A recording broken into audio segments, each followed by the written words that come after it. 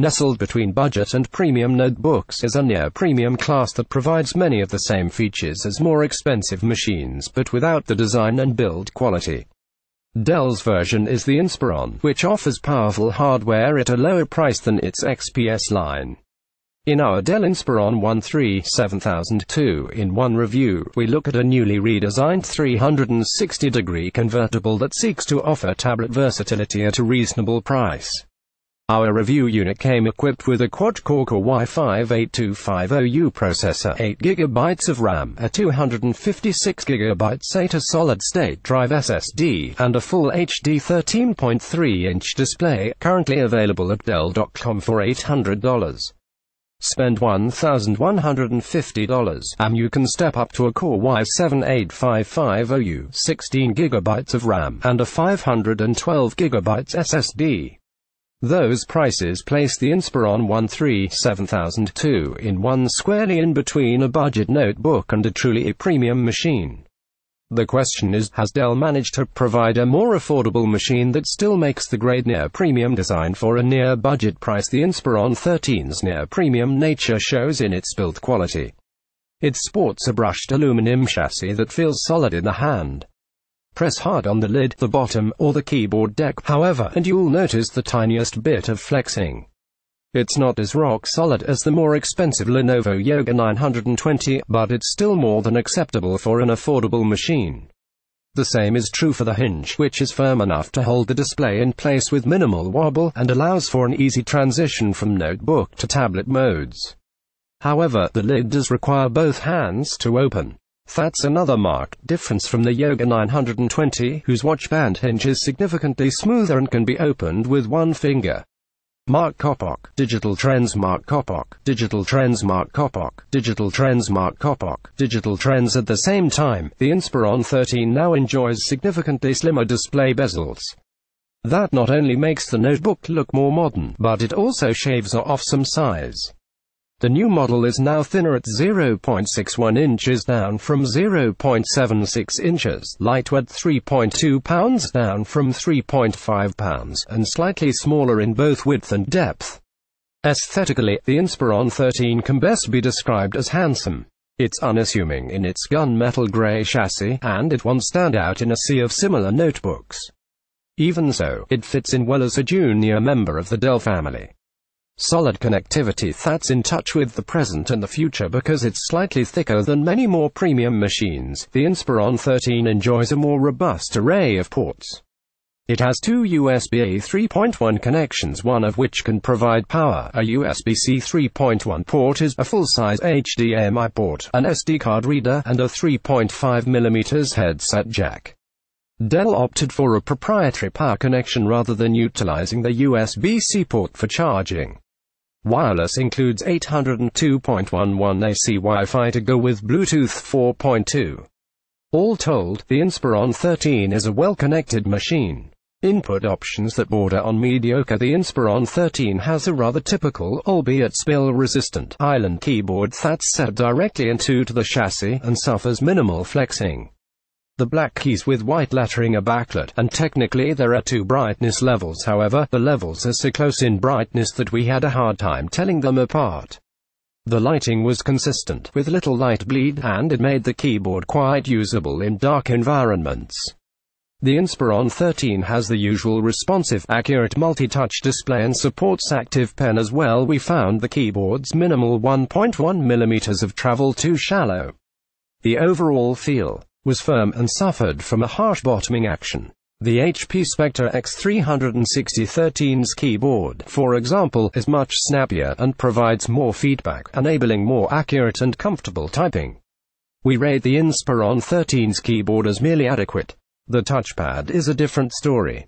While it's a Microsoft Precision touchpad, and thus provided reliable Windows 10 gesture support, its plastic surface is curiously rough and unpleasant to use. We think Dell wanted to make sure there was plenty of grip to allow for confident swiping and gesturing, but it went a bit too far. As a convertible 2-in-1, the Inspiron 13 has the usual multi-touch display that was responsive and accurate. Dell also has support for its Active Pen, but one was not included with our review unit, so we were unable to test it. You can pick one up for $35 at the Dell online store. Finally, the Inspiron 13 uses infrared cameras mounted next to the webcam for facial recognition login through Windows 10 Hello. The system worked perfectly and logged us in quickly every time. Quite a colorful display for the price. Our review Inspiron 13 came equipped with a 13.3-inch Full HD display, which is a common option even among more expensive machines. Full HD is a good resolution for this size of machine, offering text that's likely sharp enough for most people, and putting less strain on the battery than 4K displays. According to our colorimeter, Dell chose a high-quality panel for the price. The Inspiron 13's display was quite colorful, supporting 75% of the Adobe's gamut and 99% of sRGB. Both scores are at the high end for productivity notebooks. Color accuracy was also good at 1.63, where 1.0 and below is considered excellent, which is better than average for the Inspiron 13's class. Contrast was good, with a ratio of 830:1 at 100% brightness. That's competitive with more expensive notebooks like the Lenovo Yoga 920 and the Asus ZenBook Flip S. Note that the more budget-oriented Acer Swift 3 managed a poorer contrast ratio of only 530:1, while the similarly priced Lenovo Yoga 720 was also significantly worse at 580:1. Putting the test results aside, the Inspiron 137,002 in one offered an enjoyable viewing experience in everyday use. Movies and TV shows looked great, with plenty of color and good detail in darker scenes. Viewing photos was fine, albeit without the dynamic colors provided by much more expensive machines. General productivity work was efficient, with black text that provided more than sufficient contrast with white backgrounds. Loud, but not proud, two speakers are located on the bottom of the Inspiron 13's chassis, pointed towards the front, and they can pump out respectable volume. Unfortunately, there's a considerable drop-off in quality as volume increases, and music suffers from a lack of bass and a muddied mid-range. Movies and TV shows sound good enough for occasional use, but you'll want to pull out your favorite headphones whenever possible. Solid performance thanks to Intel 8th Gen processor. The Inspiron 137,002 in 1 utilizes Intel's new quad-core Core i5-8250U CPU. That promises improved performance over the previous generation's dual-core variant, particularly in applications that can make use of the additional cores. In our testing, the Inspiron 13 punched well above its weight class. In the Geekbench 4 benchmark, for example, the machine scored a very solid 4,277 on the single-core test, and 14,087 on the multi-core test. That's significantly faster than machines using the previous generation of Intel CPU, and competes with machines using the faster Core i7-8550U. The Inspiron 13 punched well above its weight class.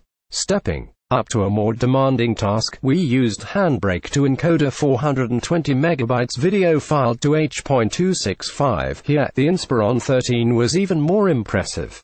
It managed to finish the task in 652 seconds, which competes with the 613 seconds required by the faster Yoga 920, and significantly outperformed the other machines in our comparison group.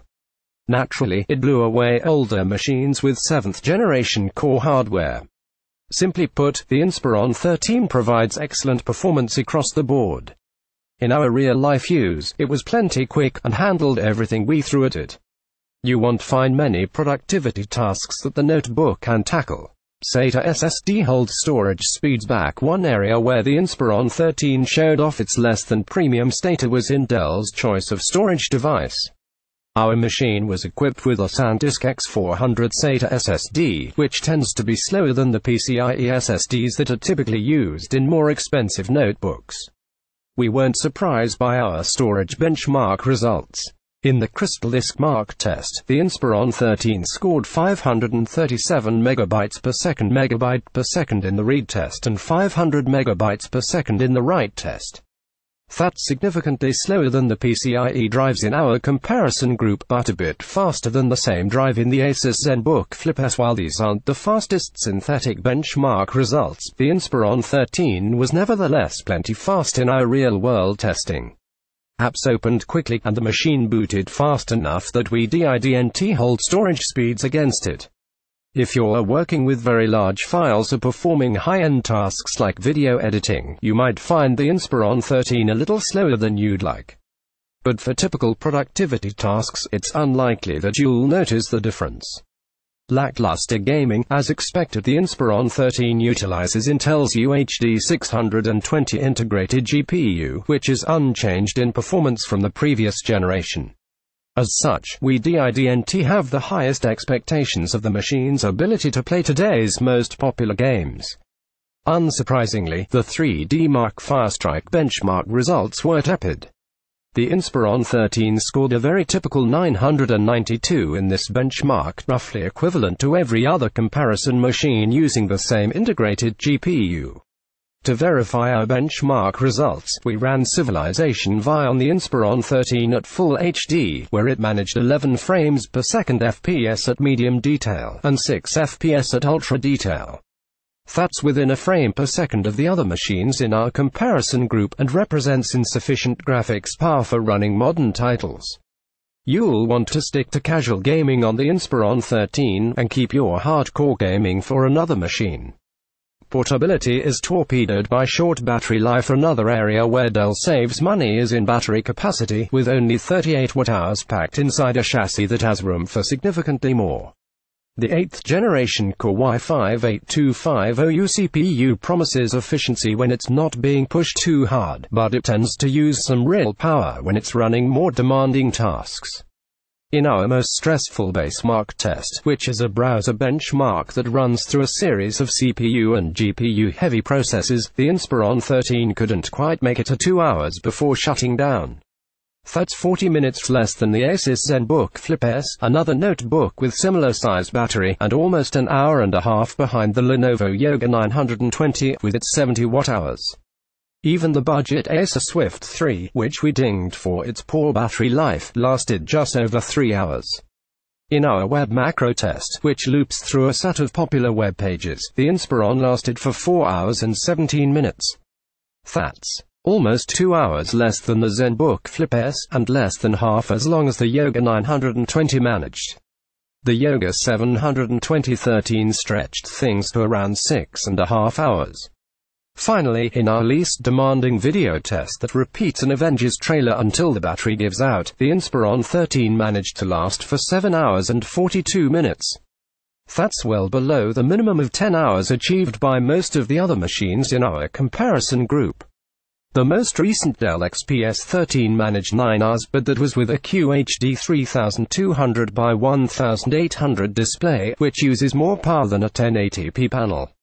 In short, the Inspiron 13 7002-in-1 inspired little confidence in its ability to get work done away from a charger for anything near a full work day. While it's reasonably light at 3.2 pounds, and fits nicely in a backpack, you'll need to carry your power adapter along with you. That severely limits the machine's portability. Software. Like many near-budget notebooks, the Inspiron 13 is loaded down with extra software. Some is useful, like Dell's SmartByte utility, which optimizes wireless network performance. Others, like Adobe and McAfee apps, are the usual bloatware. Well, excuse the addition of the Dropbox app, given that Dell throws in 20 GB of free storage space for a year. Warranty. Dell provides a standard 1-year mail-in parts and service warranty with the Inspiron 13 7002-in-1. That's typical, even for considerably more expensive machines. If you buy the highest-end Inspiron, you'll enjoy Dell's Premium Support Plus plan that adds in accidental damage coverage and on-site service for a year. Our take. The Dell Inspiron 13 7002-in-1 is a nicely refined machine that provides excellent performance, a very good display, and solid quality for the money. The touchpad is unpleasant to use, however, and the poor battery life is a real downer that reduces the machine's value significantly. Is there a better alternative? The most directly competitive convertible 2-in-1 is the Lenovo Yoga 720 13, which is currently on sale for $800, down from $1,000 for a 7th generation Intel Core i5-7200U CPU, 8 GB of RAM, and a 256 GB SSD. The Yoga 720 is roughly as thin as the Inspiron 137,000 2-in-1, but weighs less at 2.9 pounds, and provides better battery life. It's identically priced right now, but comes with the previous generation Intel CPU. You can, however, purchase an upgrade to Intel's 8th Gen core for only $50 more, or $850 total. If you don't really need a 2-in-1, then you could remain in notebook territory and pick up the Acer Swift 3 for $750 with a Core i5-8250U, 8GB of RAM, 256GB SSD, and NVIDIA MX 150 graphics. You'll get decent performance and better battery life, but you'll have to settle for a mediocre 14-inch display. How long will it last? The Inspiron 137,000 2-in-1 is well built enough to evoke confidence that it will last through years of service. It's also equipped with the latest and greatest Intel CPUs, and it's adorned with enough connectivity to support both legacy peripherals and future USB-C devices. Should you buy it only if you can live with the battery life? You'll enjoy the performance and quality build, but if you spend much time away from a desk, you'll want to think twice before buying.